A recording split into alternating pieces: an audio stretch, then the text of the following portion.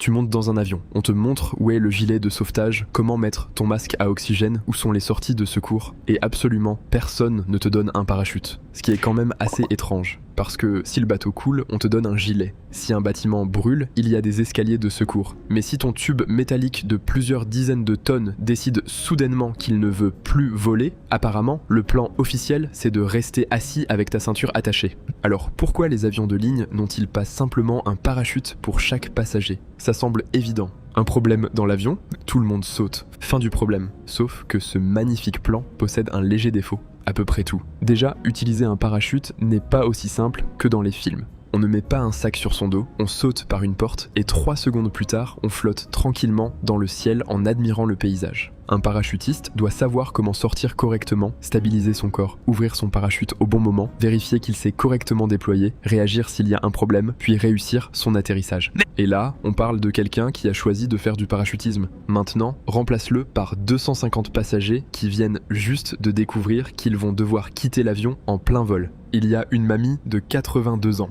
Un enfant de 4 ans, un type qui dort avec son casque anti-bruit, quelqu'un qui panique déjà quand il y a 3 petites turbulences, et Gérard, rangé 27, qui cherche encore son passeport alors qu'il est dans l'avion depuis 6 heures. Il faudrait équiper tout ce petit monde, expliquer comment utiliser le parachute, organiser la sortie pendant une urgence. C'est déjà compliqué de faire sortir rapidement les gens d'un avion parfaitement immobile sur une piste. Alors à 10 000 mètres d'altitude, ça devient légèrement ambitieux, parce qu'un avion de ligne vole généralement très haut, autour de 10 à 12 km pour beaucoup de vols. Et à cette altitude, l'air est extrêmement froid et contient beaucoup moins d'oxygène utilisable par notre organisme. C'est justement pour ça que la cabine est pressurisée. À l'intérieur, on crée artificiellement des conditions respirables. Donc, première difficulté, avant même de sauter, il faudrait survivre à l'environnement extérieur. Sans équipement adapté, perdre connaissance devient un risque très sérieux. Et perdre connaissance pendant que tu testes ton tout premier saut en parachute à plusieurs kilomètres du sol, ce n'est pas la meilleure introduction au sport. Mais imaginons qu'on équipe chaque passager d'oxygène. Très bien.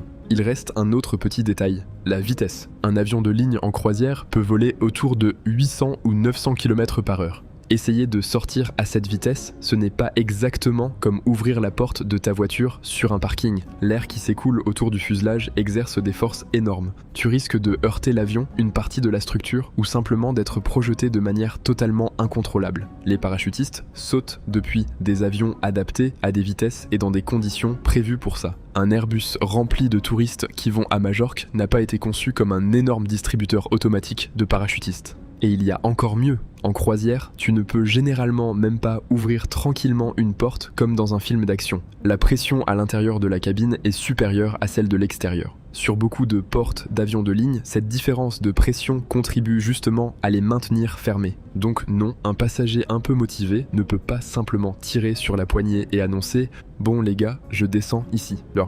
Et même si l'avion était dépressurisé et qu'une ouverture devenait techniquement possible, les forces aérodynamiques resteraient un énorme problème. Il faudrait donc construire des sorties spéciales, modifier la structure, créer un système permettant aux passagers de quitter l'appareil sans toucher les ailes, les moteurs ou l'empennage, et former tout le monde. Bref, à ce stade-là, tu ne rajoutes plus des parachutes dans un avion, tu inventes un autre avion, mais la raison la plus importante est encore plus simple. Dans énormément d'accidents où un avion doit être évacué ou rencontre un problème grave, le parachute ne servirait absolument à rien. Parce que les phases les plus délicates d'un vol sont généralement le décollage et l'atterrissage. Et là, l'avion est proche du sol. Très proche, beaucoup trop proche pour faire sortir des centaines de personnes, leur faire ouvrir un parachute et attendre tranquillement qu'il se gonfle. Si un problème arrive quelques secondes après le décollage, le temps que le passager du 34B comprenne comment mettre son parachute, l'avion est déjà revenu au niveau du sol. Et dans beaucoup d'autres situations, le meilleur choix reste justement de garder les passagers à l'intérieur. Un avion avec un moteur en panne ne tombe pas immédiatement comme une pierre. Un avion de ligne peut planer. Les pilotes peuvent détourner l'appareil vers un aéroport, effectuer un atterrissage d'urgence ou gérer de nombreux problèmes sans que 200 personnes aient besoin de se jeter dans le vide. Les avions sont précisément conçus avec plusieurs systèmes de secours et beaucoup de redondance pour éviter d'en arriver là. Un moteur tombe en panne, un avion de ligne moderne équipé de plusieurs moteurs peut continuer à voler avec le moteur restant dans les conditions prévues par sa certification. Un problème technique apparaît, les pilotes disposent de procédures. Un aéroport devient inaccessible, on prévoit du carburant et des solutions de déroutement. L'idée générale de l'aviation commerciale, c'est donc plutôt essayons de garder l'avion en état de voler. Et pas distribuons des sacs à dos et bonne chance à tous. Il y a aussi un énorme problème de poids. Un parachute capable de transporter une personne pèse plusieurs kilos. Multiplie ça par 200, 300 ou parfois davantage. Ajoute les harnais, les systèmes d'oxygène éventuels, les modifications de l'avion, les portes spéciales et tout le matériel supplémentaire, tu obtiens facilement des tonnes de poids en plus, et dans l'aviation, chaque kilo compte. Plus un avion est lourd, plus il consomme de carburant. Donc, transporter en permanence tout ce matériel augmenterait les coûts et la consommation sur absolument tous les vols, pour un système qui serait inutilisable dans une grande partie des urgences. Un investissement remarquable, surtout si ton objectif est de construire la manière la moins efficace possible de sauver des gens. Mais alors, pourquoi les pilotes militaires peuvent-ils s'éjecter ? Parce que tout est différent. Un avion militaire est conçu dès le départ autour de ce genre de situation. Le pilote est entraîné. Il porte déjà son équipement. Il est attaché à un siège éjectable capable de l'expulser très rapidement de l'appareil. Et surtout, il n'y a pas 300 personnes qui doivent faire la queue derrière lui. Excusez-moi, vous pouvez avancer ? L'aile est en feu.